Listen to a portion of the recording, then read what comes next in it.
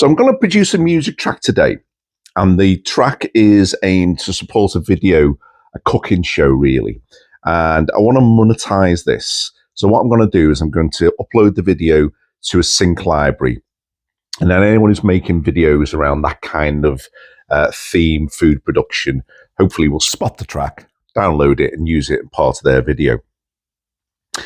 The idea really is that I'm going to use some really basic, cheap tools. So I've got a basic standard mobile phone here, and I also have some almost free software called Remix Live. And I'm hoping that this video will be useful for those kind of new to production who don't have a great deal of resources.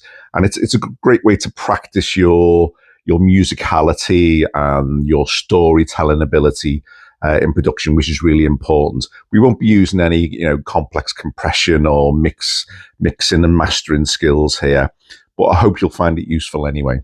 So I'm going to start by producing the video, and then at the end I'll take you through the 5 top tips for producing music that you're going to sell via a sync library.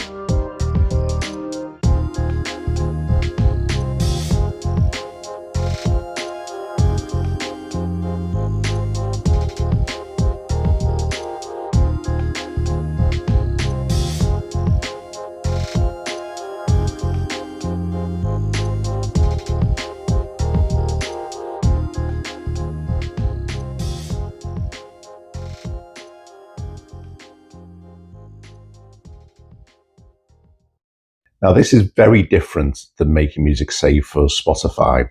If you're making your own music for Spotify, you may be looking to make 10, 12 tracks for an album to release on Spotify, where with sync music, we're looking to make generic music to support a video of some kind, and we're looking to make at least 200 tracks before we start to see any income, really.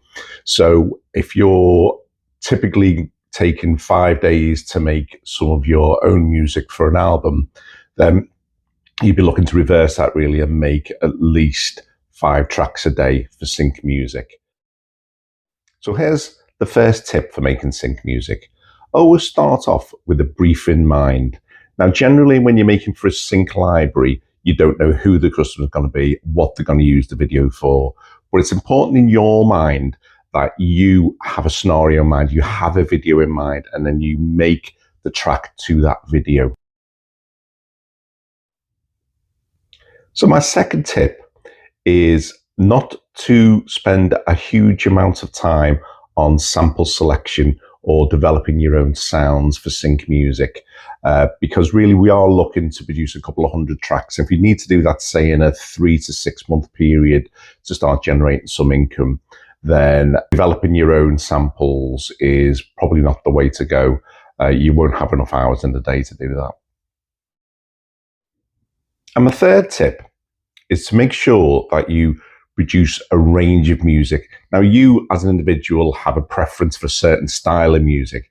However, when you're looking to make 200 tracks, you don't really want to make 200 tracks within exactly the same genre with a similar feel, because what you're looking to do is broaden your audience, really. So making different types of music for different types of scenarios, always having that video in mind of who's going to buy the track and what they're going to use it for. So my fourth tip is about selecting the right sync library. Now, there are many sync libraries out there. And if you are starting out, I would pick one of the larger sync libraries with a broad audience before you find a niche. And at that point, when you've got a body of work, you can approach some of the more specialist sync libraries who might work harder, shall we say, to try and get you placements on different videos. And my fifth tip is to ensure that your music always plays the supporting role.